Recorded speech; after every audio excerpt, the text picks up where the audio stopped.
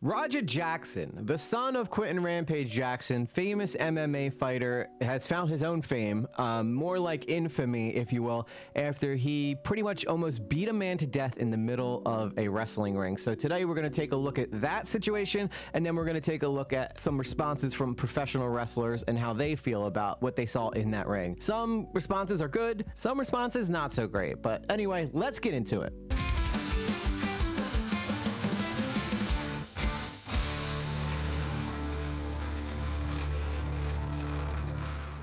I pride myself on covering a wide range of topics on this channel, so when I saw this video of Quinten Rampage Jackson's son Raja Jackson, who is a popular kick streamer, attacking indie wrestler Syko Stu, I knew I had to chime in and give my opinion whether or not you actually want it. Because after all, this is the internet, and if we can't shove our opinions down each other's throats, then what's the point of us even being here? But don't worry, it ain't gonna be just my opinions. I know that that's not enough to sell a video, so I'm also gonna incorporate reactions from professional wrestlers from around the internet and the wrestling world, including a reaction from the guy who actually broke up the fight and how he's blaming another wrestler for this all going wrong. So let's go to the inciting incident that started all this between Syko Stu and Raja Jackson.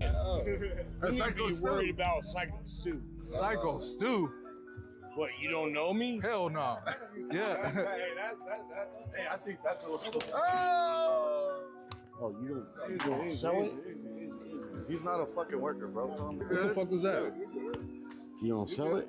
Dude, he's not a fucking worker, bro. So you hear the wrestler saying, Stu, he's not a worker, bro, meaning, you know, don't smash him over the head with stuff. He's not one of us. And Stu saying, aren't you going to sell it? Makes me think that Stu saw the cameras and then thought that maybe this was some type of angle that he could get in on and have some fun with to help promote the show for that night. Obviously, Rampage Jackson's son Raja did not feel the same way because you could see that he's instantly ready to start fighting. And to be honest, I can't blame him because for normal people like you and me, getting hit over the head with an empty beer can probably wouldn't put you in the best mood. You're probably going to be pretty angry, and yeah, you might want to punch the guy in the face for hitting you in the head with a beer can. However, for professional wrestlers, this is pretty normal business. Now you'll see there's people that step in to try to like calm the situation down, but then they have the genius idea of trying to turn this into a work for the show later on that night, which is where all this goes wrong and everybody plays a part in this that led to the incident happening. Oh, we're good. I know you will. We're good. We're good. I will fuck him up, bro. I don't play that shit. Nah, I will fuck him up, bro. I know you will. I got you. I do not play that shit at all. Nah, I got you. Now, most people looking at this who are familiar with the wrestling business could take one look at Raja and see how he's reacting to this and go, he probably doesn't know how this business actually works and what a work actually is. Right there, a light bulb should have went off in their head being like, this guy doesn't know what the hell we're doing. We cannot involve him in anything we do further. But unfortunately, that's not what happens. He always think that we're working over here like it's part of the fucking storyline. Just hit one. Kalia Rampage, and so yeah. No, bro. Go ahead, Stu. It's all good. Cause he always think it's a work, he's already hot, bro. These guys have been in the business long enough to understand when someone gets it and when someone doesn't get it. And it's obvious to anybody watching here that Raja has no idea how wrestling works, how pro wrestling work. But that doesn't stop them from getting this genius idea that they're going to put Raja in the match later. And unfortunately, it's the lack of these guys realizing that Raja doesn't know how pro wrestling works that lead to the incident that went viral. You know, we don't want no heat. We don't want no problem. Nah, I'm cool. I'm cool now, but you know what I'm saying? You know, we just want to make sure everything's okay. He knows he fucked up. He's trying to apologize and stuff. Yeah, you think it's part of the, you know. We just don't want no problem. Sweat, but that's some real shit. Oh, you good. Pauses. Get out of hand sometimes. The good thing about this, now I can make it something. I'm gonna have you run in and fuck that motherfucker up in the mat. You ready for that? Yeah. Hell yeah.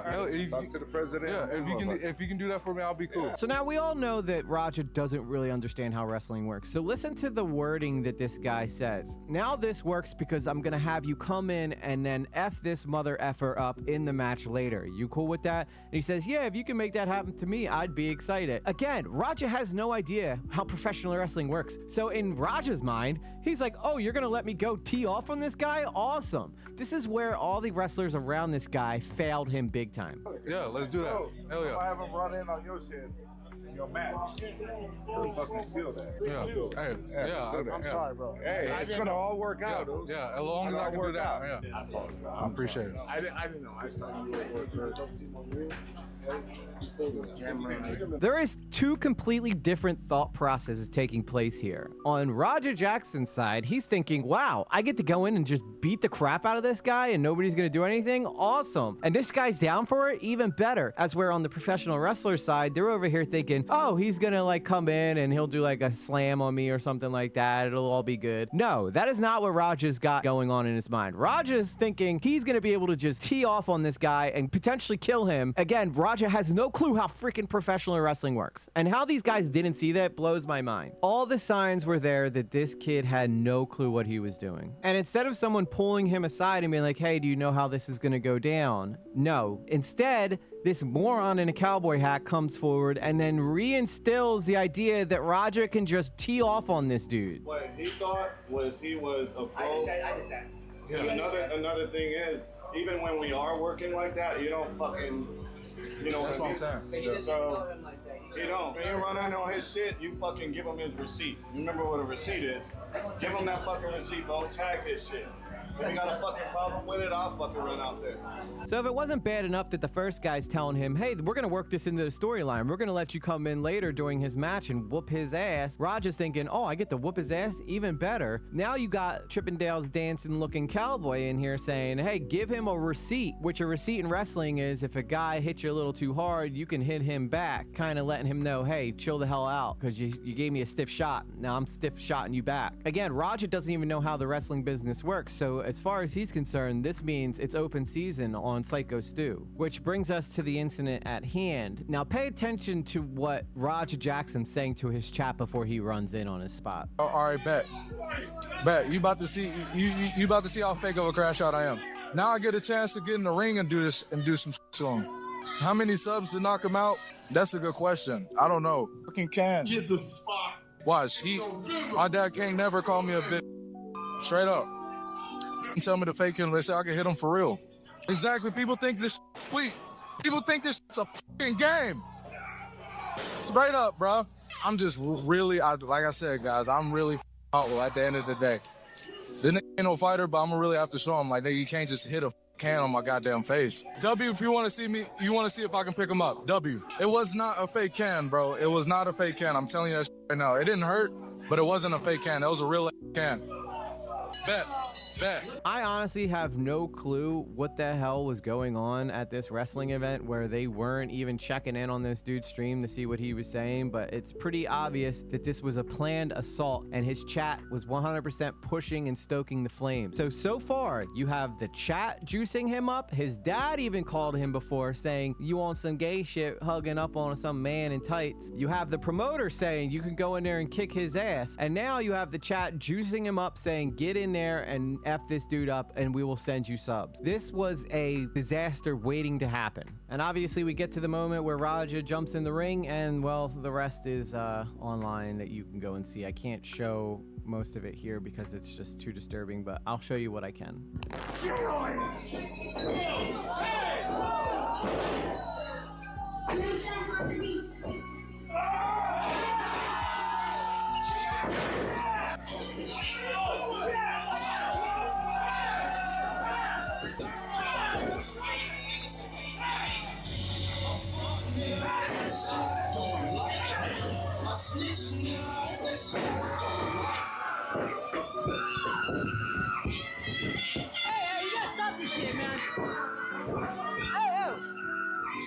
It obviously took too long for anybody to get involved. After he got knocked out from being slammed, that's where someone should have stepped in. But the 20-some punches that were delivered directly to Syko Stu that knocked his teeth out, caused brain damage. I believe he had a fractured skull at one point. He was in critical condition after all this was done. It's just pure cowardice. This guy is not fighting back, and Raja is just laying these shots in left and right, left and right. Now, eventually, a wrestler finally did step in, and he actually did an interview talking about the situation, and he is pissed, and I don't blame him. He told you to watch out and, you know, be ready, and the fact that this had nothing to do with any of the storylines kind of shows that this was premeditated, right? I think the premeditation part comes on the side of AJ Mana. You brought somebody that was volatile that you knew had issues. So real quick, that's the friend of Raja who brought him to the That's event, the small calf, small ass, chicken legs bitch with the cowboy hat. So this fight, whatever you want to call it, Raja Jackson. Attempted murder. Right, this attempted murder, he landed like 20-something punches on him. 23. 23 punches on him. You pull him off, and then he tried to go at you. So that was he trying to continue beating him even further? I think the culmination between his dad picking on him and all his daddy issues came out and all the shit that AJ gassed up into his head, because let me put it this way. I don't like Raja. I think Raja's a shit person for what he did. But I think AJ's a bigger shit person for gassing him up to be in that fucking ring, to leading him to ruin his own fucking life, to hurt somebody that AJ also has a fucking problem with. You can't fucking tell me that's not, I don't believe in coincidence. He was basically trying to put the blood on someone else's hands. Exactly, because he's not gonna do it himself.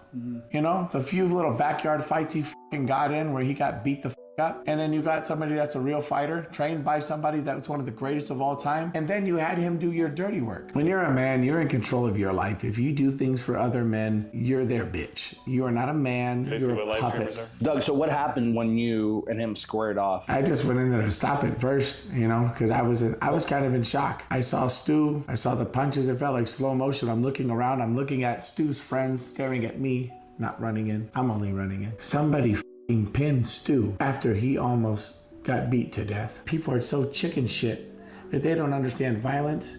They don't understand what's going on. They don't want to partake in anything. They weren't willing to save their friend. They would rather worry about their own image, their self, their match, or this. Sometimes the world stops. Sometimes the world stops. You could go to the store one day, be shopping for fucking groceries, and if you see an old lady get beat up and fucking robbed, you have to do something.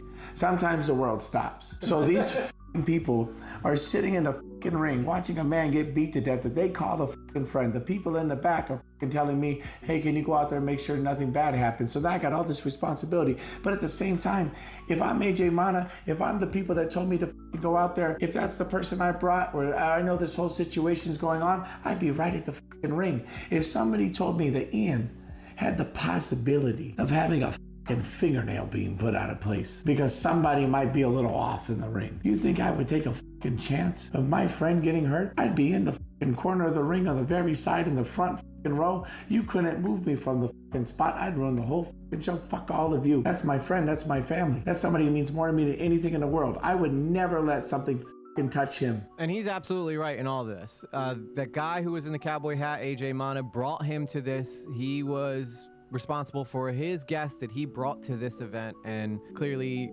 he had said before that he would be out there if anybody had a problem with him getting his receipt or whatever, and he was nowhere to be found around that ring. A lot of former WWE wrestlers have commented and waited on this too, so here's a couple clips of what they had to say about this situation. Anyone who understands logic would realize that that was not the right way to approach a situation. Double legs him, picks him up. When he does that, Syko Stu does not fight back. Notice, he goes with it.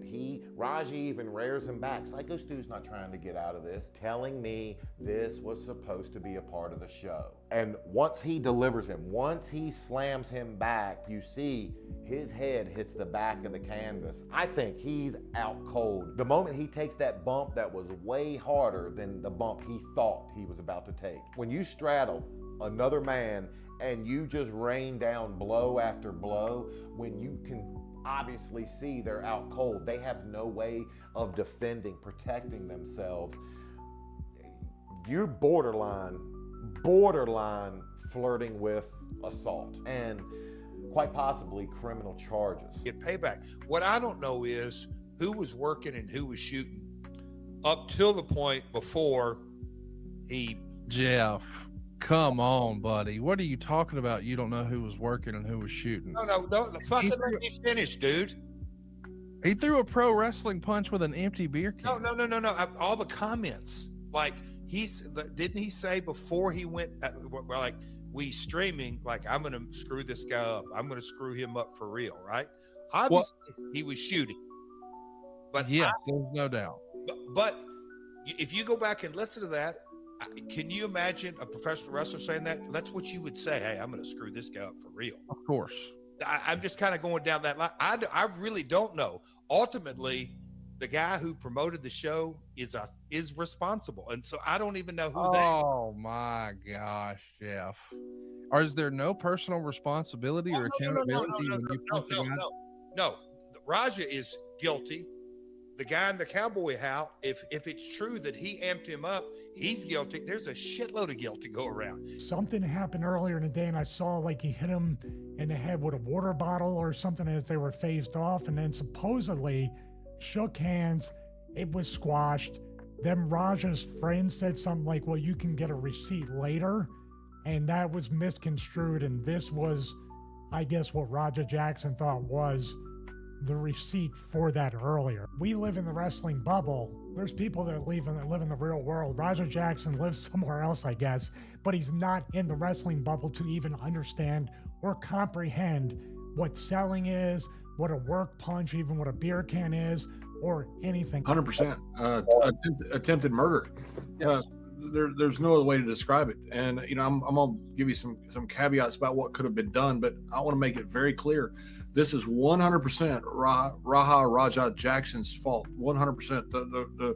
The fault and the blame lies 100% with this man. I feel sorry for Rampage, who seems like a really good guy. You know, talking about his son had a concussion. We can talk about that in a minute. And, you know, that he should have been there and been in that situation, which is, I think, correct. So there is talk that Raja was dealing with a concussion before this event. And some people are saying, well, it's because of the concussion that he acted the way he did. But I think that's bullshit. Because if you look at how he's reacting post-incident, it seems like he's blaming everyone but himself. Well, it's the goddamn cameraman's fault. I know he's watching this shit. If you're watching this shit, how could you? How could you? So my guess is that Raja's blaming the cameraman for his actions because he didn't cut the film while he was committing a felony. This is exactly what zero accountability looks like. And to be honest, it's absolutely pathetic, and I think that this kid needs to grow up and grow up fast. There's a lot of people saying that Rampage Jackson's like this really nice guy and stuff, but he's claiming that he's received racist comments, which I'm not shocked. I mean, racism is rampant on the internet.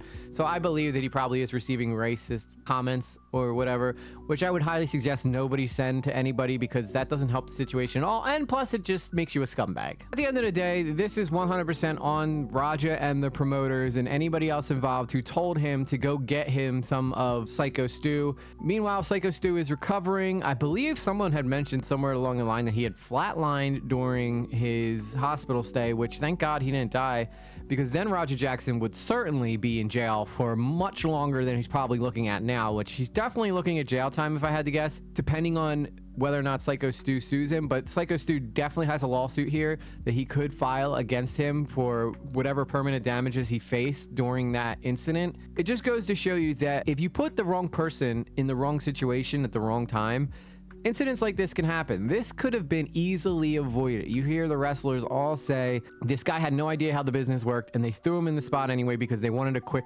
uptick in views, which seems to run everything nowadays. Views are the devil, okay? Do I want views? Yes. But am I going to endanger people's lives for views? No. And he's on Kick, which is notorious for people doing outrageous things for views. And I think it's just bullshit. And honestly, I hope that Raja gets the punishment he deserves. There was zero reason that should have happened. Now, Raja had a right to be upset that he got put into a work before he was ready or whatever, but he took it too far. This is 100% on him to react in a better manner than he did, and he did not act in a good manner at all. In fact, almost killed a guy. I can't imagine anybody else would look at this and not think that it's attempted murder. Had that fight not get broken up, I'm pretty sure Raja would have killed Stu. I almost believe it 100% in my mind. That is a danger to society, and personally, I think it's kind of gross. So anyway, guys, I just wanted to drop in here, give my 2 cents on this situation, share with you some reactions from around the world, and I'll see you guys on the next one. Let me know in the comments, though, what you think should happen to Raja Jackson and how events like this could be avoided in the future. I'll see you guys on the next one. Peace.